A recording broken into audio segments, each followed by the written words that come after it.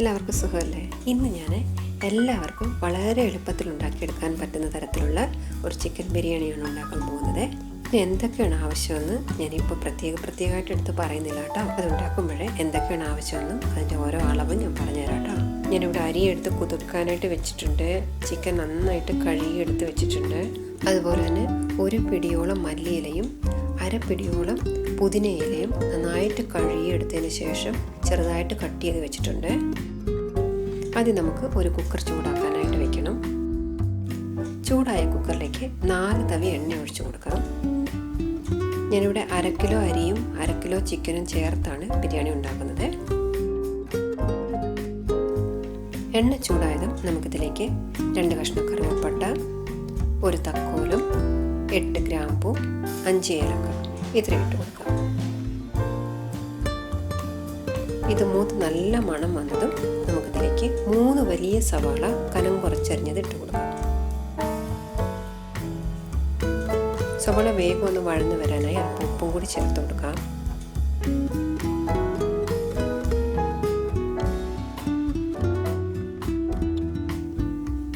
സവാള നല്ലതുപോലെ ഒന്ന് വഴന്ന് വന്നതും നമുക്കിതിലേക്ക് 3 ടീസ്പൂൺ ഇഞ്ചി വെളുത്തുള്ളി അരച്ചത് ഇട്ട് കൊടുക്കാം. ഇനി ഇതിൻ്റെ പച്ച മണം മാറുന്നത് വരെ നമുക്ക് നല്ലതുപോലെ ഒന്ന് വഴറ്റിയെടുക്കണം. തീ വളരെ കുറച്ച് വേണം ഇതൊക്കെ ചെയ്യാൻ.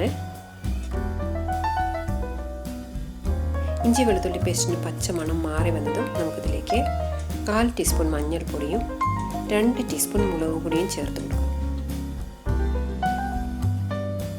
മസാലയുടെ പച്ച മണം മാറിയതും നമുക്കിതിലേക്ക് 2ആയി പിളർന്ന 4 പച്ചമുളക് കൂടി ഇട്ട് കൊടുക്കാം.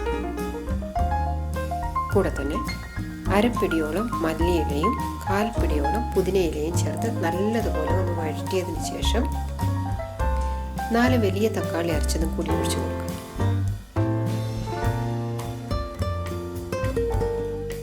ഇപ്പം നമുക്ക് തീ വളരെ കുറച്ചിട്ടതിന് ശേഷം 5 മിനിറ്റ് സമയത്തേക്ക് ഒന്ന് അടച്ചു വെച്ച് വേവിക്കാം. ഇപ്പം നമുക്കൊന്ന് തുറന്ന് നോക്കാം.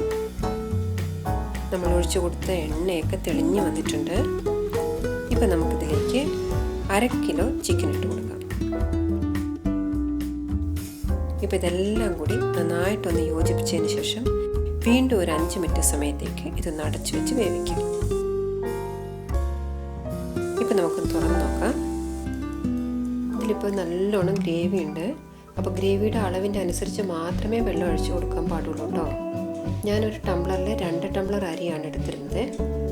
2 ടംബ്ലർ അരിക്ക് 4 ടംബ്ലർ വെള്ളമാണ് ഒഴിക്കേണ്ടത്. ഞാനെടുത്ത ടംബ്ലറിൻ്റെ അളവിൽ 2 ടംബ്ലർ ഗ്രേവിയോളം ഇതിലുണ്ട്. അതുകൊണ്ട് ഞാൻ ആ ടംബ്ലറിൽ 2 ടംബ്ലർ മാത്രമേ വെള്ളം ഒഴിച്ചു കൊടുക്കുന്നുള്ളൂ കേട്ടോ. നിങ്ങൾ ഏത് പാത്രത്തിലാണോ അരി അളന്നെടുക്കുന്നത് ആ പാത്രത്തിൽ തന്നെ വേണം വെള്ളവും അളന്നെടുക്കാൻ.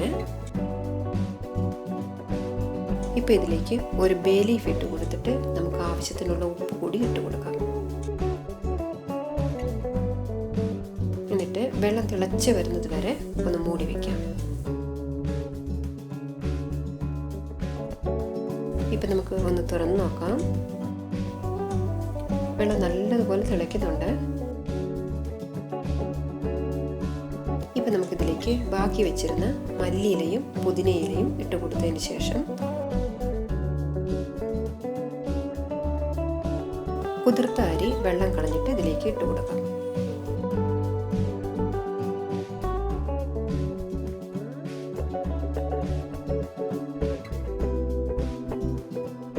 ഇപ്പം നമുക്ക് അരിക്ക് ആവശ്യത്തിനുള്ള ഉപ്പ് കൂടി ചേർത്ത് കൊടുക്കണം.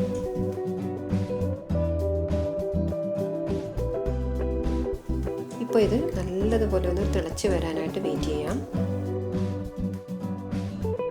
അരി ഇട്ടതിന് ശേഷം നല്ലതുപോലെ തിളച്ച് വന്നിട്ടുണ്ട്. നമുക്കിനി ഇത് നന്നായിട്ടൊന്ന് അടച്ച് വെച്ചതിന് ശേഷം ആവി വന്നതും അതിൻ്റെ വെയിറ്റ് ഇട്ട് കൊടുക്കണം. വിസിൽ വരാൻ തുടങ്ങുമ്പോൾ തന്നെ തീ വളരെ കുറച്ചിട്ടതിന് ശേഷം 5 മിനിറ്റ് വരെ വേവിക്കണം. അതിനുശേഷം നമുക്കിത് സ്റ്റൗ ഓഫ് ചെയ്തിട്ട് ഇറക്കി വയ്ക്കാം. ബിരിയാണിക്കുള്ള സാലഡ് ഉണ്ടാക്കുമ്പോൾ നമ്മൾ സവാള കനം കുറച്ചരിഞ്ഞിട്ട് അത് നല്ലതുപോലെ ഒന്ന് കഴുകിയെടുക്കണം. അപ്പോൾ ആ സവാളയുടെ വല്ലാത്തൊരു ടേസ്റ്റ് ഉണ്ടല്ലോ, അതൊന്ന് മാറി കിട്ടുകയും ചെയ്യും. അതുകൊണ്ട് സാലഡ് ഉണ്ടാക്കുമ്പോൾ നല്ല ടേസ്റ്റ് ആയിരിക്കും കേട്ടോ. ഇപ്പോൾ കുക്കറിൻ്റെ പ്രഷറൊക്കെ പോയിട്ടുണ്ട്. നമുക്കത് തുറന്ന് നോക്കാം. അപ്പോൾ നമ്മുടെ ചിക്കൻ ബിരിയാണി പാകത്തിന് റെഡി ആയിട്ടുണ്ട്. നമുക്കിതൊരു തവി കൊണ്ട് ഒരു സൈഡിൽ നിന്ന് പതുക്കെ ഇളക്കിയെടുക്കാം. ഞാൻ പറഞ്ഞ അളവ് പോലെ നിങ്ങൾ ചെയ്യുകയാണെങ്കിൽ അല്പം പോലും കുക്കറിൻ്റെ അടിയിൽ ഒട്ടിപ്പിടിക്കില്ല. ഇത് നിങ്ങൾക്കിത് നന്നായിട്ട് കാണാൻ കഴിയും. അപ്പോൾ നിങ്ങളെല്ലാവരും ഇതൊന്ന് ഉണ്ടാക്കി നോക്കുമല്ലോ. നിങ്ങൾക്ക് ഈ വീഡിയോ ഇഷ്ടമായെങ്കിൽ ലൈക്ക് ചെയ്യാനും ഷെയർ ചെയ്യാനും സബ്സ്ക്രൈബ് ചെയ്യാനും മറക്കരുത്.